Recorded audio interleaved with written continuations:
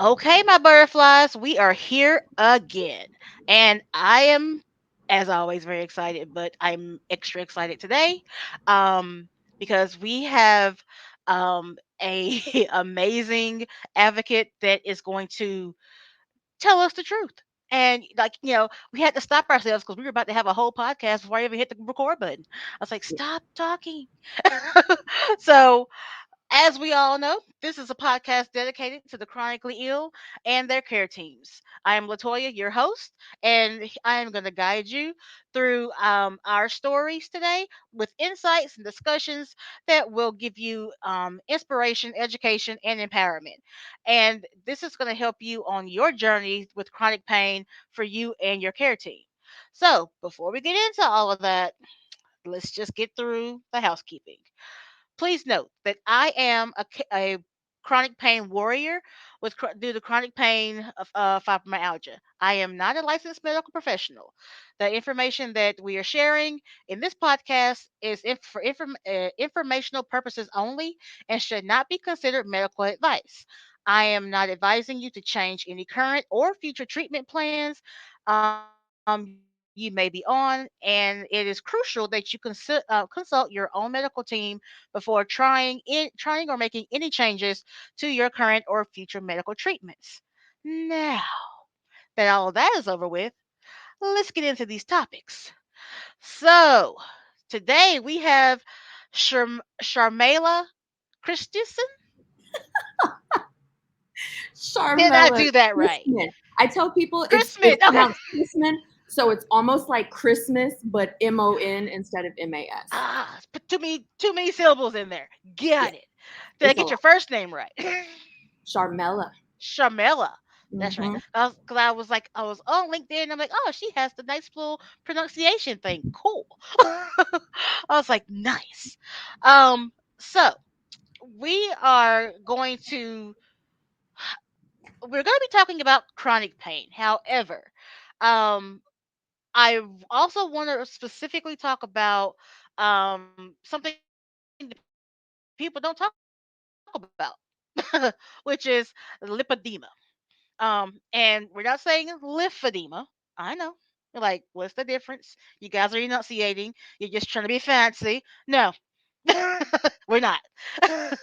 There's actually two different things. There is lipedema, and then there's lymphedema. Um, and they are two drastically different things. Um, but they are very important. So, because I've just recently been diagnosed with that, and I still don't really know. I don't know what to do with that. So I still don't know what to do with that. But going through that mind shift of, hey, you're not just chunky, you know, it's like, and then seeing all the phases that I've missed in all of my life. I'm like, well, I'm kind of screwed now. That the hormonal changes. I'm like, well, okay. But before we get into all of that, please, would you please tell us about yourself? Tell us, how you were introduced to chronic pain and how you became such an amazing advocate. First of all, thank you for even approaching me about this because I'm extremely transparent with my chronic pain journey, and I feel like you have to be because a lot of people aren't getting the answers that they need. Mm-mm. And a lot of women tend to kind of go inside themselves and violently draw inward when navigating through that journey. So then the people around them don't know what's going on. And then it's just a lot of misunderstandings happen when people aren't very open about their medical history and their journey. Mm-hmm. Um, and it can be triggering for some, but the conversations really, really need to happen. So, for those that are not familiar, I am Sharmela Christmon, certified life and career coach, strategist, and CPT-AMFPT. My focus and training is other women that battle with chronic pain like me. I've had fibromyalgia for years. I had a stroke at 32 that should have killed me, and I'm still here. Years after that, I dealt with debilitating migraine headaches, like in and out of the emergency room constantly. I grew up in the DC area, so I would Mhm. be in hospitals and emergency rooms constantly getting pumped with different cocktails for the migraines that, if they got bad enough, they would make me black out. Mm. So I like my health has Mhm. been all over the place for years. I was diagnosed with fibromyalgia in 2015. Um, Mm. and a lot of doctors that I dealt with said that there were signs early on that other people didn't, that other people didn't investigate or dig into. So it kind of slipped under the radar, even in terms of how I ended up having the stroke. I feel like I stressed myself into it, um, but they think the migraines had something to do with it, the constant constriction of your blood vessels over time. Um, they said that it can push a person into having a stroke. Mm. So my health has kind of been all over the place, for a very, very long time. I'm 43. I'll be 44 this year. And I kind of don't remember really being well, if that makes Mm. sense. Like, I Mhm. don't, it's been chronic pain and hospitals and doctors and blood work and MRIs and hospital stays and all of this stuff for so long that I don't really recall, not being sick. Um, and lipedema was the most recent diagnosis, um, and probably the hardest one to receive.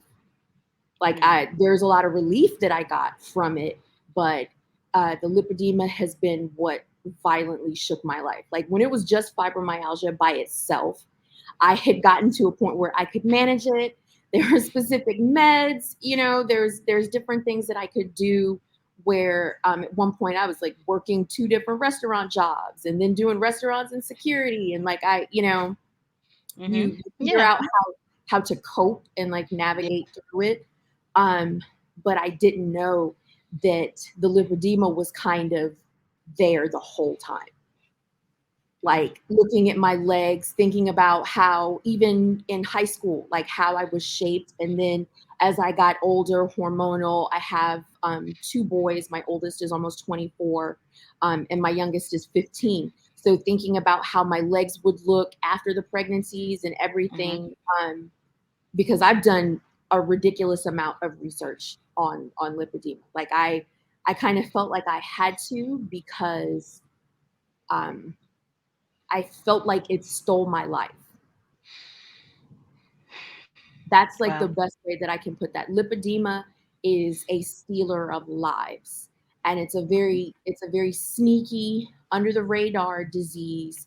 And even in my research with it now, it's so common. Like, I'm like, okay, this looks like it's almost as common as diabetes. This looks like it's almost as common as like heart disease. Like, why are all these women not getting this diagnosis?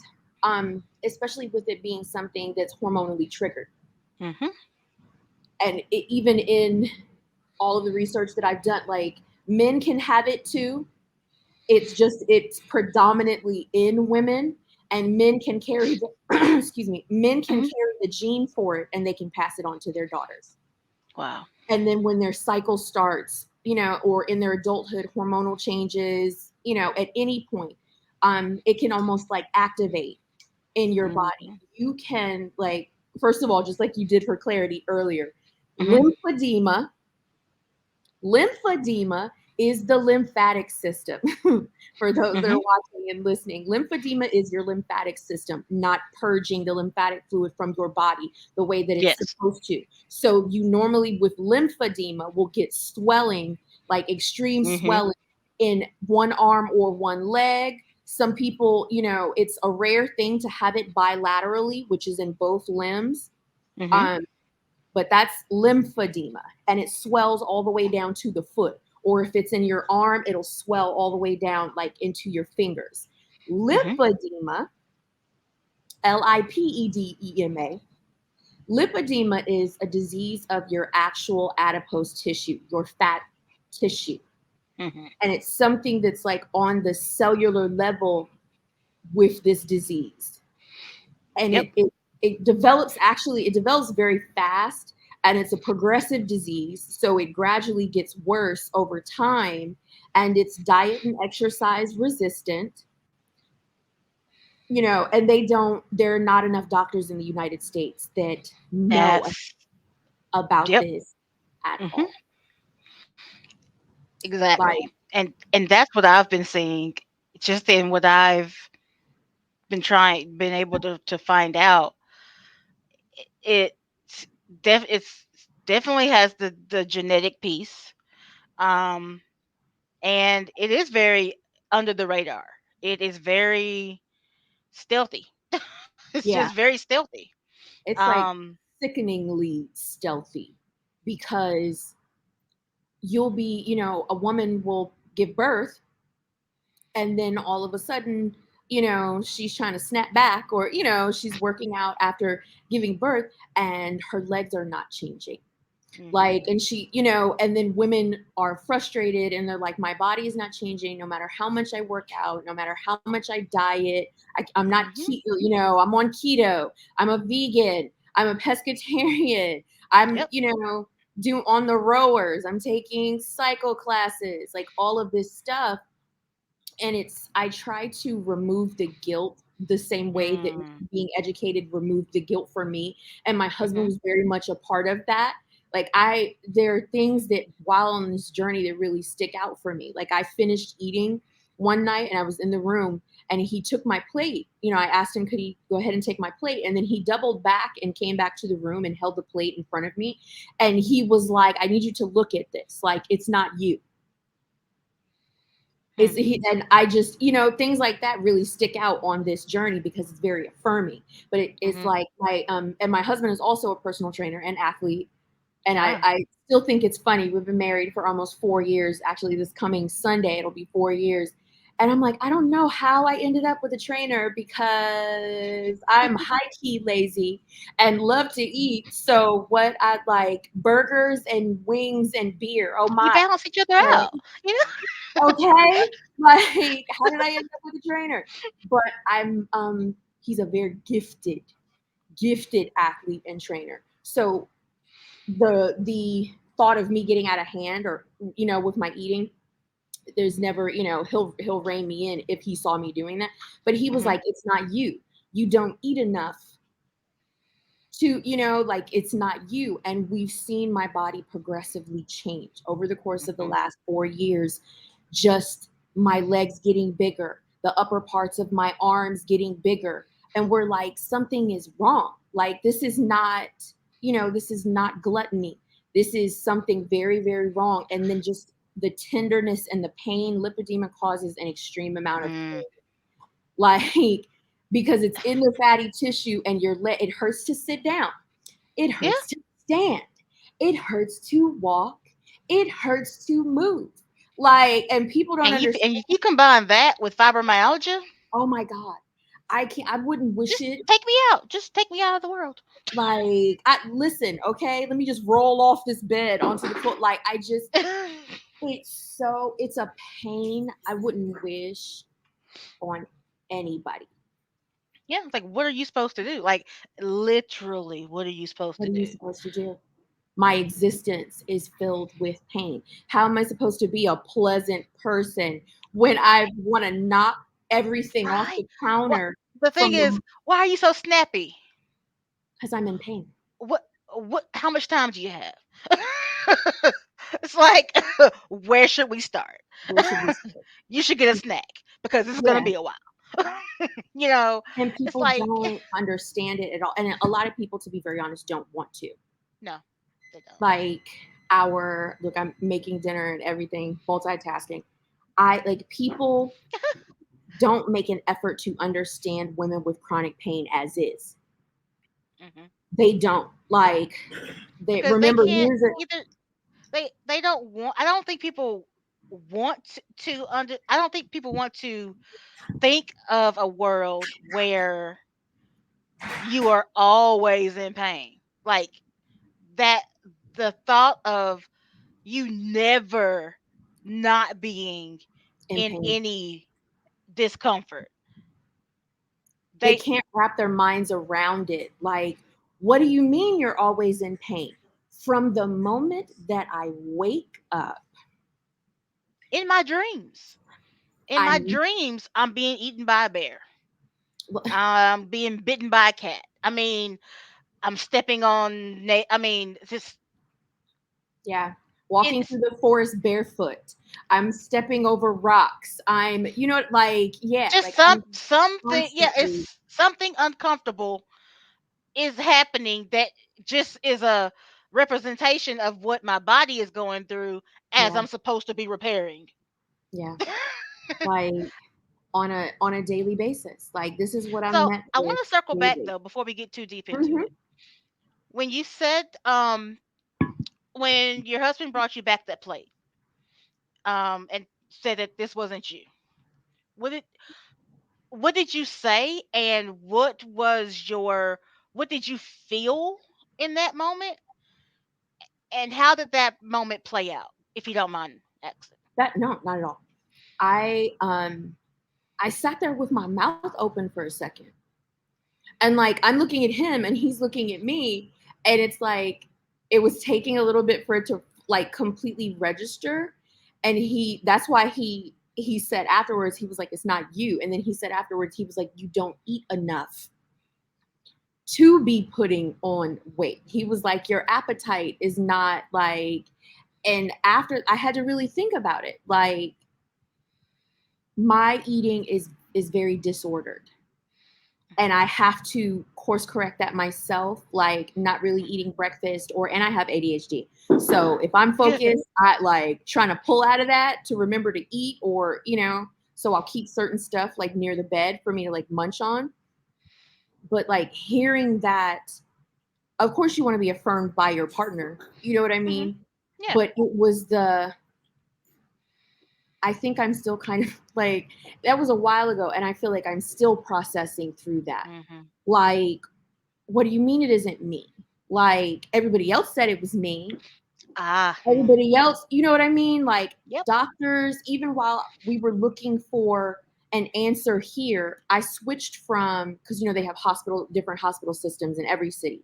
And Hmm. so you have Rush Medical Center here, and then you have like University of Chicago's medical center, Northwestern has a medical center, and I was being seen at Rush, and like my husband would go with me to appointments and everything, and I would were you walking enough?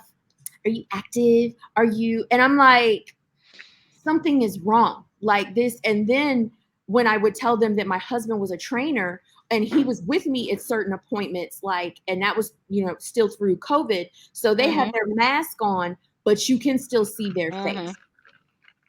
You can still see their face, and I'm like, my husband works, Yeah. at a highly respected and regarded gym in this city that's like known worldwide, and they looking at me like, well, why are you fat then? Because you can see it on their face, like you can read it Hmm. from people. Oh And other people still ask questions like, oh, well, are you walking, are you moving enough? And I'm like, yeah. And you're a mom of two, so like two boys of all things. So yeah. you know what I mean? Like, are you moving enough? You know what I mean? Because you don't look so Exactly. good yourself. Like, I mean, like, and it's just hearing that from him was something that made me feel like it was okay to exist Hmm. in this body, Hmm. even as it changes. You know what I mean? Yeah. Like, it's not you. Like, you're not overeating, you're not, you Hmm. know um emotional eating, you're not doing this. Like, I eat horribly when my cycle comes around, and I can Don't we say all? that, listen, give me my snacks. Okay, and I like, but the rest of the time I And really no don't. one might get hurt. I can't And no one promise. might Can't get hurt promise. if I have my snacks, if Yeah, no. I have my snacks. Depends on how But it fast you give them to it was me. Yeah. really reaffirming. It was like, I'm not, because he's with me, so he sees, and he's And not that going has to to get, be that has to be s- something that you hold that you rest on. yeah, That it's like like the whole world may be against me, you know. Yeah, But at least he exactly. knows. Yeah, If nobody knows, you yeah. know, because I was And like, that would be, that. I'm like, that was a very that would have had to be a very powerful moment. it's really set. I think this journey would be way more stressful than it already is had that not been said. You know what I Yeah. mean? Hmm. Like, if the world is against me, no matter what people try to say about my size, no matter what people comment on my TikToks, one person I blocked because, and it was a woman too, she was like, Yes. I've never heard of lipedema being all over the body. Stop glorifying obesity. And I'm like, ho, get off my page. I'll Right be real quick to today. listen. I'm real slick out the mouth. I don't even act like I'm not. Okay. And what I I did mean, was I think I sent her like the graphic because it's like this shows the lack of education, which is it why does. I'm sharing this journey. Because as lipedema progresses, it starts to swallow a woman's body. Yeah. It's progressive and it's diet and exercise resistant. So Hmm. while one woman may be using keto to try to maintain a certain weight, another woman may have to be a vegan, or another woman just could do portion control, or just, you know what I mean? But it's Yeah. only going to do but so much because the lipedema fat is not what's affected. So I mean, and that's the thing. when If you're you and then losing if you fat, don't know, if you don't know what you're fighting, I mean, and that's the key thing about getting a correct diagnosis. yeah. How can you fight an enemy that you don't know is there? And it's harder because a lot of medical professionals don't know what it is. They don't, but that goes to show. And I like this whole process. I lean into my faith. I tell Mhm. people I'm highly, highly progressive, and I have friends and family members from all kind of religious backgrounds. I say Jesus is Lord, but nobody else has to. Like, Yeah. that's fine. I lean heavily into my faith, and I'm like, it's crazy to see that doctors are not evolving. They're not evolving, which is why they don't Mhm. know anything about No. lipedema. I'm like, this thing is crazy because doctors as a whole, I'm like, this process for me has pushed me into my purpose because at Mhm. 43, I'm a college freshman and a biology major All because I right. want to study this disease. Yeah. I mean, it's Like, like this is somebody has to.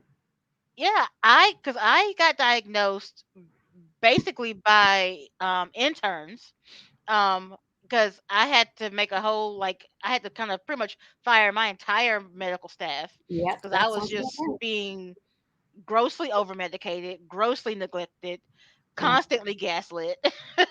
um and it Oh, was that just sounds horrible. a list of things. I'm like, you know what? I can't. Like, I have too many things going on medically, and no one is really trying to fix it. They're Yeah. just literally throwing pills at me. Yeah. Um, and so, and I had to repent and be like, you know what? I gotta stop being so bougie, because I went to a clinic and I'm like, I don't want to go to a clinic, but I had to go. I needed a doctor. Had to get some prescriptions, but that ended up being the best place to go because that's where I found my black women and women of color. I'm like, this is where y'all been hiding. Y'all should have called. Y'all should have been told me That's where I got when my diagnosis. I had to hunt for a black woman and took a black forever. vascular. I found a vascular doctor, and it's funny because a lot of the women of color in the city of Chicago work for you, Chicago. Mm, So I went from Rush and being gaslit and fat shamed and all kinds of stuff from Rush, and then I moved over to U Chicago. I changed all of my doctors over to U Chicago mhm, and found a black woman who's a vascular doctor, and she did one particular test to make sure that it wasn't lymphedema. mhm, Like, and it's a very specific test. Like, if people go to my TikTok, it's actually pinned at the top of the profile where I actually had to lay back, and they didn't warn me about this. mhm. I found out when I went to go get the test. Had she warned me, Ugh. I probably wouldn't have gone Oh. because it's called a lymphoscintigraphy, Mm, is what it's called, lymphoscintigraphy. and I had to get 4 injections, 2 in each of my feet, Mm, in between my toes.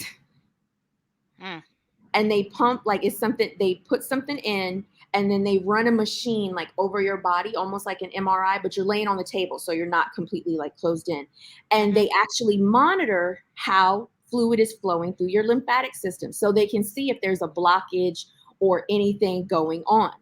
We mhm. ran that test. My lymphatic system was fine. She was like, it's definitely, when I went to her the first time, she was like, it looks like lipedema to me. We're going to run this test just to be sure, but it Mhm. looks like lipedema to me. And I started studying from that point, because doctors are Wow. not, they're choosing to stay Mhm. in these bubbles, and it's a lack of education. You should be going to symposiums, you should be going to conferences, and if they're not Yeah. evolving, they make their money however they make their money, and they get comfortable and complacent with that, so they don't go and learn about new things, diseases, new advances that are happening in research and things like that. So like, I was referred to a plastic surgeon here, and I went to her, and she said, I'm going to tell you the truth. You probably know more about this than I do. Okay. Thank you, first Oh, of I mean, all. okay. It's like before my But jaw hits the floor. Okay. right, like, but thank you for being integral and saying that. You know what I Exactly. mean? And so Yes. I'm like, you have to find and hunt down specific providers, and then make sure that they're actually educated, because, Mhm. again, lipedema is diet and exercise resistant. The only way to Yeah. really get rid of it is to remove it from the body. Remove it. Mhm. Lipedema is diseased fatty tissue on the inside of your body. And these people still consider lipo to be cosmetic. And it's like, you wouldn't tell a cancer patient to walk around with something on the inside of them like that, or Right. women that have really large cysts or large fibroids. You want to get that out of their body. So, why do we have to walk around with diseased fatty tissue on the Mhm. inside of our body? And by the time most women get a diagnosis, there are different stages for it. And you can Mhm. get lipedema at any age, you can be any race, any ethnicity, you can be 125 pounds with lipedema. And it Mhm. starts in stage 1. And if it's not caught, then stage 3, stage 4. I'm in stage 3 at this point. And Mhm. every one of us is genetically built different. So it's going to Yeah. look different on each of us. But I'm in Mhm. stage 3 at this point. At this point, it has to be surgically removed.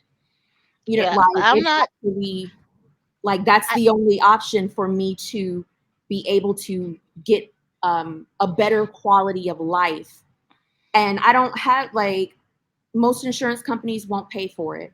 They're only particular ones. Aetna, Cigna is another one. There may be one or two others, but they're PPOs, and I can't afford a PPO. I have Mhm. Medicaid, and they don't want to pay.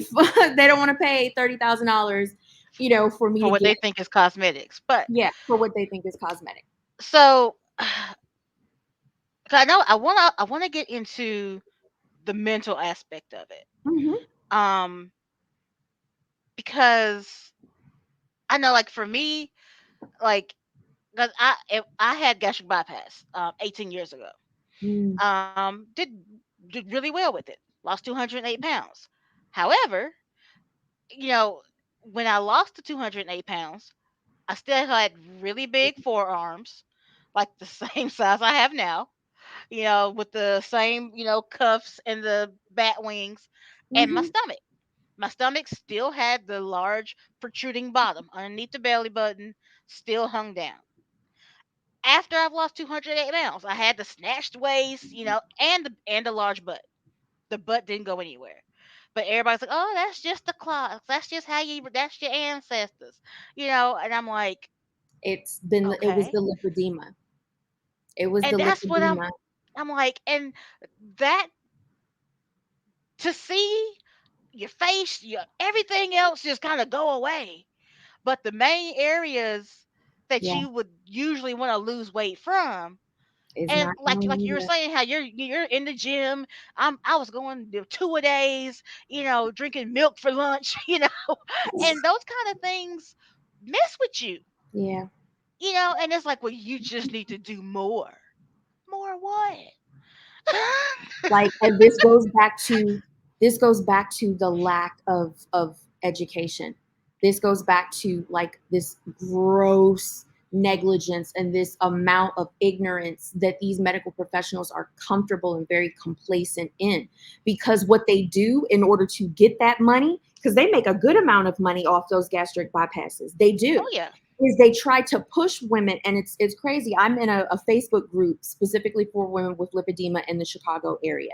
The majority of the women in that group are white women. Mhm. Why, like, black women are not getting diagnosed? Why do you think that is? Women of color are not being diagnosed. You know what I mean?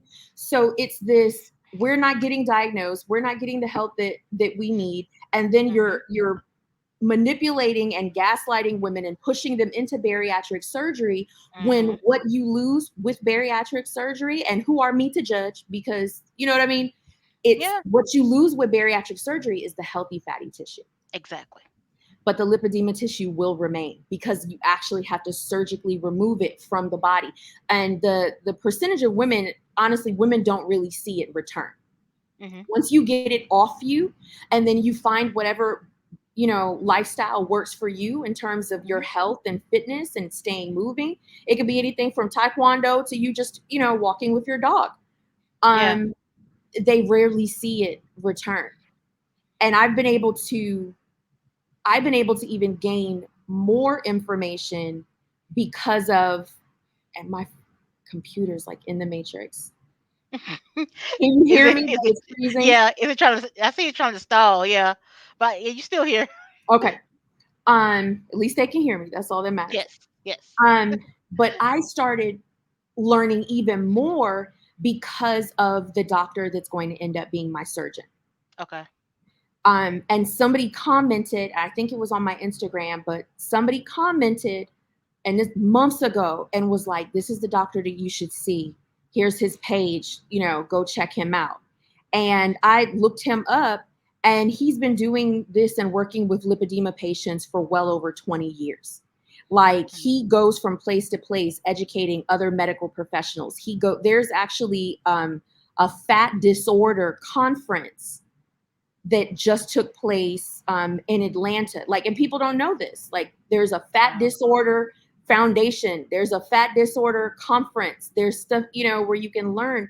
And he went to the convention and was educating people about lipedema. Like, he's so passionate about telling people, because even if we get lipo, you have to know a specific way to get it off of us, and it has Mhm. to be lymphatic sparing. Otherwise, they'll be rough, with the cannula, they'll be rough doing the lipo, and then they mess around and damage a woman's vascular system or her lymphatic system. And then what? She ends up with lymphedema. And then she's back in the same And situation. then she's back in the same position again, having to deal with all of that swelling. That's right, Oscar. We don't like that. We say, get it right the first time. That's right, sir. Exactly. Get yourself together. But I like so my surgery, you know, the mental aspect of it, like, I'm knowing we're going to have to pay out of pocket for this. Mhm. However much this costs, I finally pulled together, one of my clients, because I'm a life coach, actually sent me the money to schedule my consult with him. So Okay. my consult is going to be happening soon. And then I'm going to find out how much my surgery is going to cost. Like, this, I'm going to have to pay for out of pocket. And the mental waking up every day, knowing, how am I going to pay for this? Like, how is this, Mhm.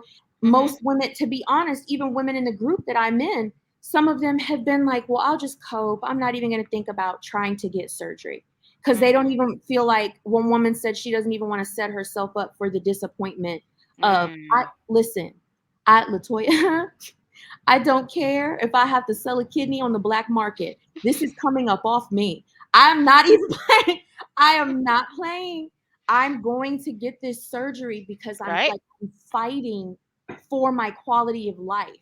Yeah. And this has pushed me so far into purpose, because now I'm like, I need to have a nonprofit. I need to set up something so that I'm able to help other women with their surgeries. So I'm Mhm. like, having lipedema and getting the diagnosis gave me peace, but it also gave me purpose. What do you think? What do you think would be?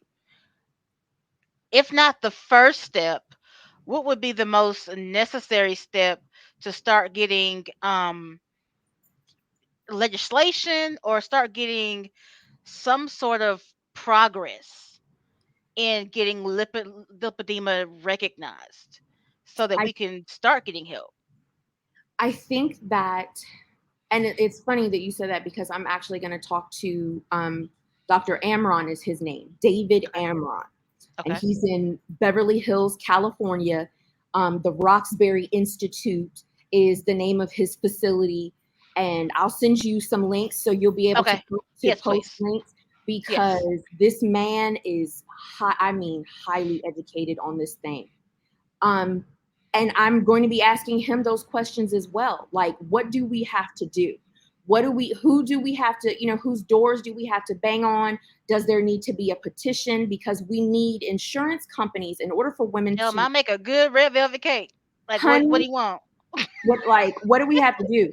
Because women need help and they can't pay for these surgeries. And we need more research to be done so that we can catch it when it's in stage one or when Mhm. it's in stage two so that it's more manageable for people. I met a young lady because of social media, 21 years old. I said, sweetheart, you old enough to be my child. I got a baby older than you. And she went to a particular doctor in Florida and got Mhm. lipo on her legs because she has lipedema. She said, I've worked out for years and she said my legs were just never changed. And she found out it was lipedema. So Mm. we got to bang on some doors. We have to, and I think it has to start as like the city level, you Mhm. know, Yeah. writing letters to congressmen, writing Congressman. letters to our mayors, finding ways to like almost shop ourselves in our story in terms Mhm. of like PR and like blogs and different places and try to see if we can get media outlets to interview us and different things like that in order to spread awareness because somebody's mama, somebody's Mhm. aunt, somebody's coworker, somebody's sister, like 1 out of every 10 women has lipedema. That's crazy.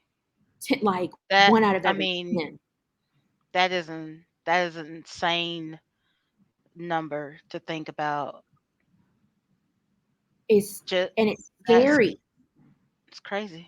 It's scary because our own, if it's hard for white women to get a diagnosis, Girl, if it's hard for them to get the right diagnosis and cuz they're you being know if they told, struggling, good lord.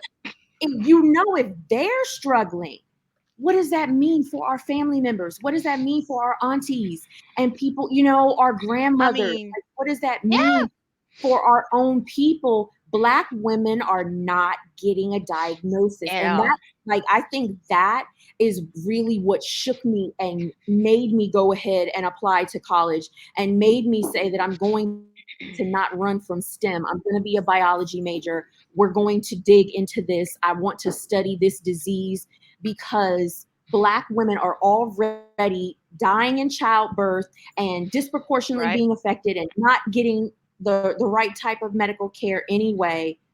The Mhm. last thing we need is something like lipedema taking us up out of here. Exactly.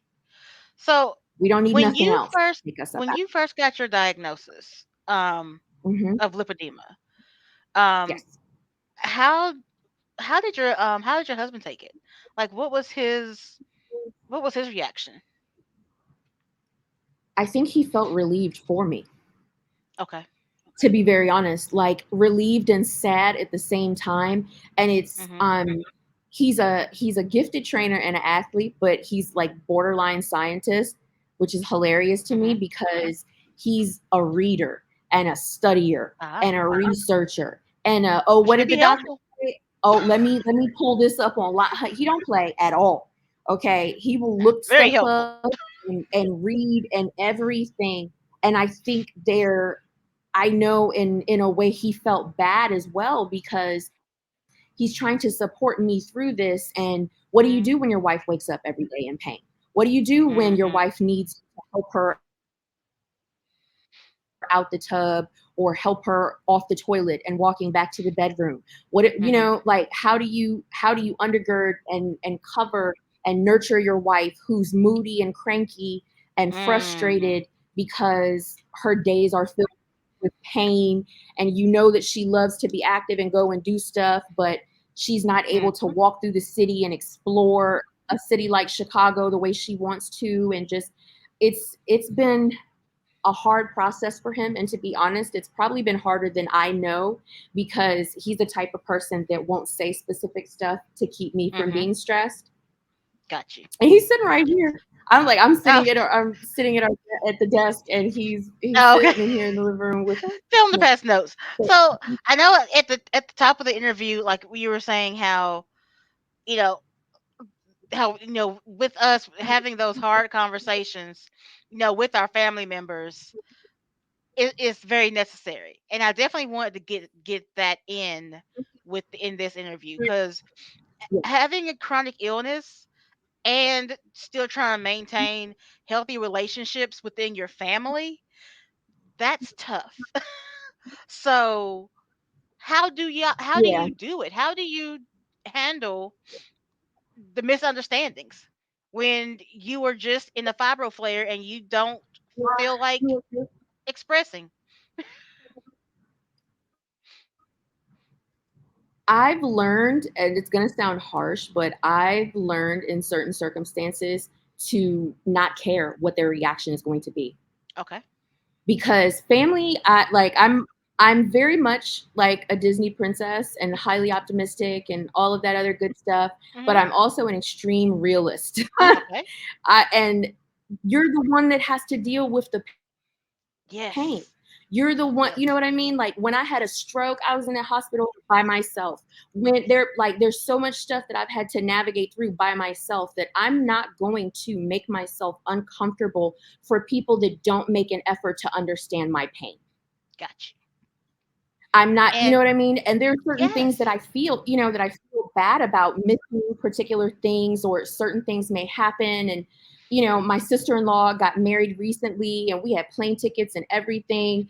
And our dog started um, acting all nutty, and food guarding and The all this other pain. stuff. So we couldn't have him looked after by somebody while we were gone. So I ended up having to watch the wedding over live stream and stay here with our dog while my husband and son went to Atlanta so they could be at my sister-in-law's wedding.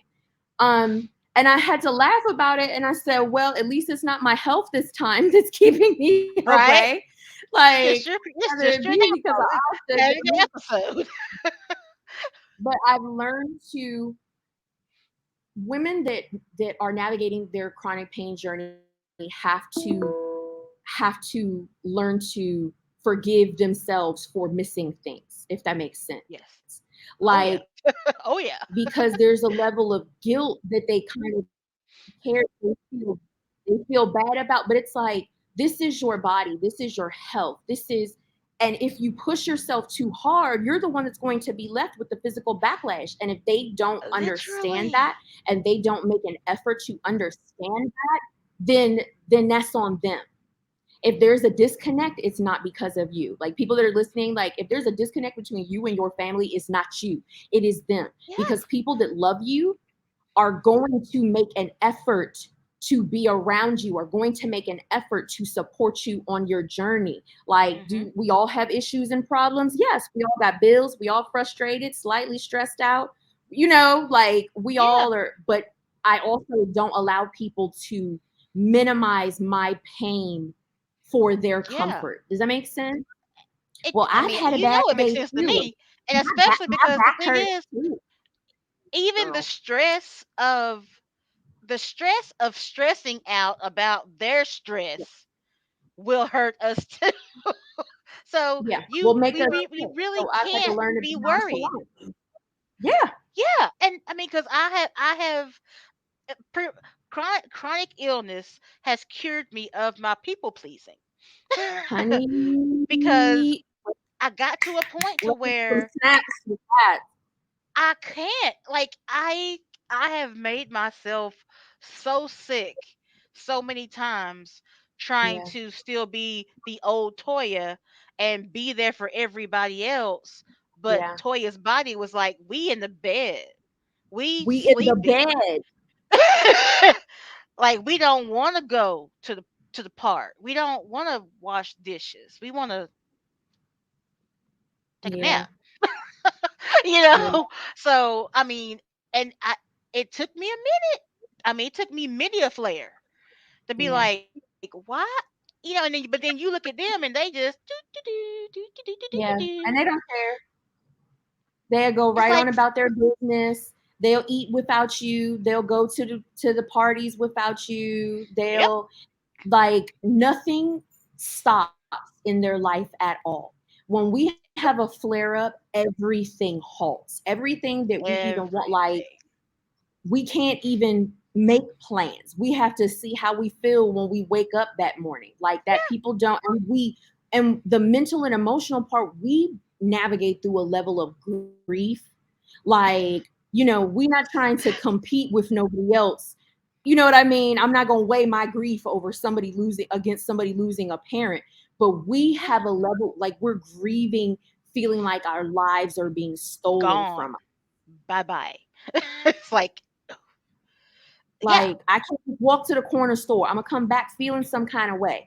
I would love to be able to go get on the bus and go get groceries so that we don't have to I mean, pay it's all the card I fees. mean, Like like I mean, like today, like I need to go. I needed to go to the pharmacy to get my medicine, but I waited too late because I can drive, but it's also getting storming here.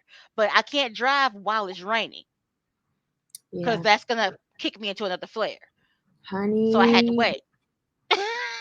when it rains, I don't move, and I can feel it. And it creeps up on hours me. before, Yeah, hours before. and it's just like, oh, wait a minute, I don't feel good. I don't feel good. And then you look at your phone and you check the weather and you like, oh God, it's gonna rain. Let me Yeah, get this heating tomorrow. pad. It's like Let it's me gonna get rain tomorrow. tomorrow. Let me get this tiger balm. Let me get this the Bengay. Let me. People, oh, mama, look at me like, well, it's so pretty outside. And I'm talking about tomorrow. Oh goodness, Tomorrow it's gonna be awful. he is. What you got to say, baby? I hear you. He said, I don't like it. We rebuke it. I mean, he was going off. He Yep. might as well have been Woo. speaking in tongues, child. I don't like this, okay? Because we grieve, like we're grieving our whole life being shaken, Yeah, like a snow globe, and we don't know what it's gonna look like when the snow finally settles. we don't. And And people don't make an effort to understand that. They think that they try to say that we're lazy, or they try to, and I think what one of the things that used to make me feel really bad that doesn't anymore is when people would just not invite me to stuff at all. And then I would see pictures of people hanging out together and it'd be like yeah, somebody's birthday or something like that. And I'm like, they don't even invite me to stuff anymore because they don't know whether or not I'm going to come. But the fact, like, and that used to hurt my feelings so much. And now, child, please, I am a huge anime lover. I'll get my snack. I'll find me something, some skinny pop, or some graham crackers. Graham crackers are one of my mhm, favorites. And I'll find some anime to watch. And the one thing that um, I really want women with chronic pain, like, figure out how to enjoy being by yourself. Learn how yes, to enjoy being by yes, yourself. If you can learn how to enjoy your own company, nobody will phase you. You missing at out on all. particular things, like, unless it's upper tier, and upper tier for me is like graduations, Mhm, particular events like that. I can understand feeling sad about missing, and there are mhm, particular ways that I feel like we can kind of make up for things. If you know in advance you can't do something, then send flowers, or like send yeah, do particular things.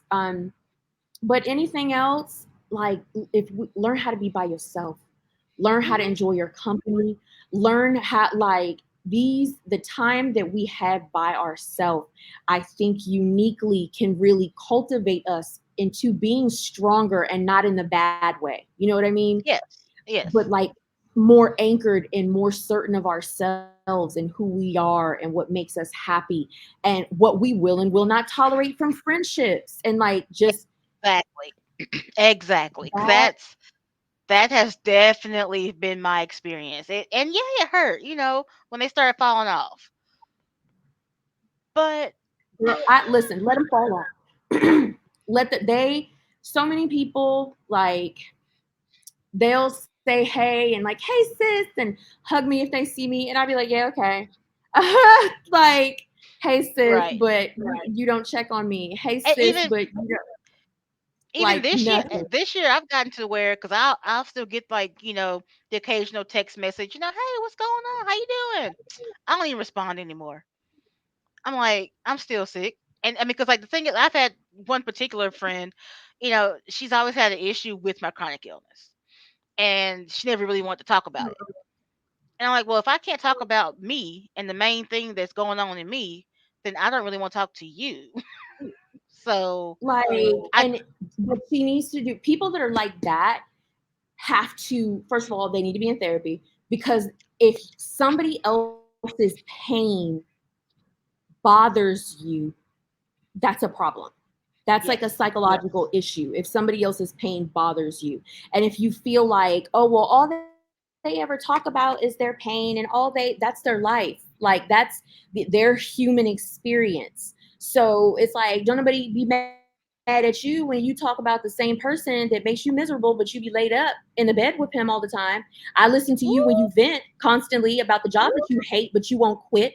Like, you know what I mean? Like, so I listen to what is uniquely your pain, but if you feel like my pain is taking away from you being able to have particular conversations, you're not somebody that I want to be around at all, Mm-mm. Exactly. ever. And that, I mean, that's a growth experience. That's a pruning. Yeah, So yeah, it really is. we're gonna kind of wind it down, but I don't say wind it down, but this last question is probably about to start a whole other thing, but I gotta ask it. I gotta ask it. So Lord. I know I'm like, I probably should wait, but why Girl, do go you ahead. think in the year of 2023 that weight and fat phobias and weight bias is seemingly, I don't even think it's seemingly, it's still like the last form of acceptable discrimination? I think that it's something that's taught. Mm, Like fat phobia in my eyes is on par with racism. mm-hmm, Because it's something that's inherently taught. Like there's something about a bigger body that makes people uncomfortable, but they don't want to get to the root of why that is, which is why when you see a bigger body, it shows lack of emotional intelligence. It shows lack of intelligence and critical thinking skills, period. Like these mm-hmm, people are about as dumb as a box of rocks, for real.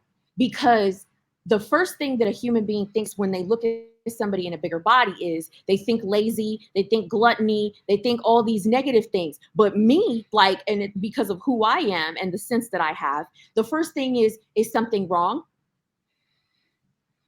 Because it's more likely that something is wrong than all of the other stuff. yeah, A thyroid issue, some sort of, you know what I mean? Somebody could have had a hip replacement or a knee replacement surgery and just, mm-hmm, had a hard time bouncing back from it. Like yeah, I immediately teeter mentally into the place where something could have happened. But human beings innately get uncomfortable seeing a bigger body and it's automatically it's choice. associated. They want to be like that. They They chose to want do that. to be like that. Mm-hmm. And it No goes, that's self what I said. It's control. like racism.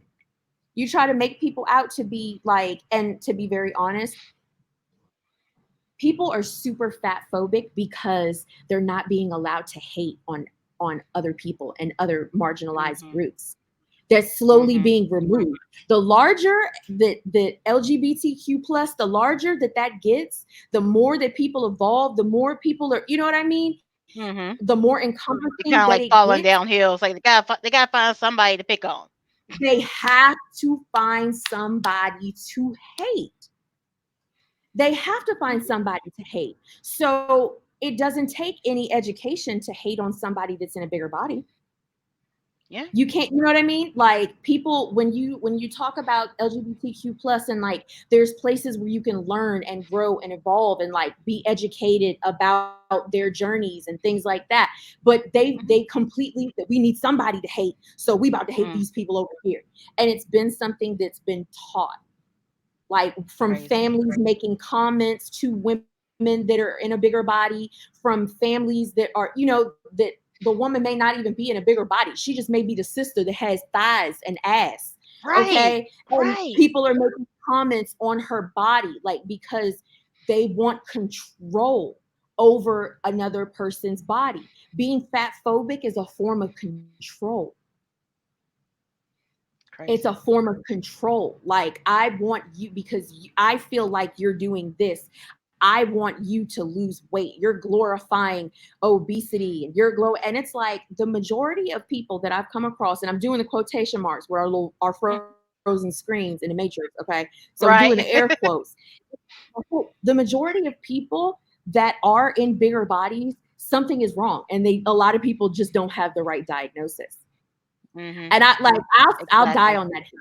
Like, there are a lot I mean, more yeah, people that there's because something I mean wrong, that's as opposed to not being disciplined. You know what I mean? And not in overeating exactly. and things like that. Even down to mental and emotional disorders. That's still Mhm. something wrong. Why a person would, be A in a bigger genetic body. disorder. It could be any number of things. Any number of things. But they don't care, because it's easier just to hate and say that they're lazy. We don't Hmm. want to understand. We don't want to learn anything else. We don't want to, because it allows you to feel like you're exerting control over another human being. Wow, I love That's it. all that they I love do. this. Yeah, I'm definitely going to have you back because we have so much more we can talk about. But I have I've loved this so much. Um, so let everybody know where they can connect with you, Mhm. where they can find you, and definitely send me those links so I can put those links, in the description. Yeah.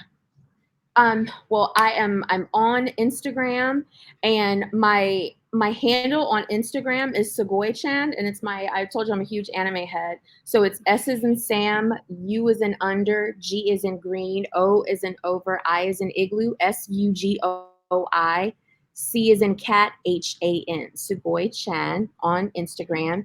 And we're connected on TikTok. So if Yeah, anybody follows you, then they can find me through your exactly. friends. And my handle on TikTok is the Christmons. So I share my journey. You see my husband in my dancing videos, my dog, my Which is, son. I love it. I just like you guys are so love it. I love that.